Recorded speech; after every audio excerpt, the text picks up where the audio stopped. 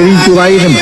diggam ak yàlla Abdul Ahad Mbacke mi ngi gën a jamono si atum balsasi di ñett téeméer ak fanweer ak ñaar si ginnaaw gàddaay yonent bi sallallahu taala alayhi wa sallam. sa njaareem soxna Mariama Jaxate di waajuru mu jigéen bi mu gënee jamono borom Touba dine ku mokkal turam yi doo dem safara. mag ñi di koy bind ko jàng ku nekk naan sa morom téel ma ba xam mën naa ko. Cheikh Abdul Ahad góor la di murit saadix di mbër di doomi mbër wuutu sëriñ bi si njaboot geeg taalibe yi atum 1968 ba 1989 mu dem wuy ji baaju baax ba yeesalaat lu bëri si lislaam ji yokkaat lu bëri si yoon wi fexewaat ba murit yi am seen solo nag bopp te mooy bàyyi laa. Cheikh Abdul Ahad murit saadix ji jëm ku mel ne moom dootul am fii ak fa nu jëm sa fulla jaag jom jaag fit gaag bëgg sëriñ Tuubaa ga kenn dootu ko si dab ñeme dëgg gaag baax gaag woyof gaag laabir ga kenn dootu ko si dab sa melokaan waag taxawaay gaag colin ga waxin ga kenn dootu ko si dab ku nekk jàkk xam ne kii góor dëgg la taxawaay waag meloo kàddu ga boo ko déggee mu delloo walla sa buur ba xam ne ku ragal yàllaay wax ku bëgg borom Tuubaa mooy wax te ñeme dëgg góor dëgg mooy wax. te boo del fii de ak koo mën a doon boo defee lu bon ñu wax ko boo fene ni wedd yal na nu yàlla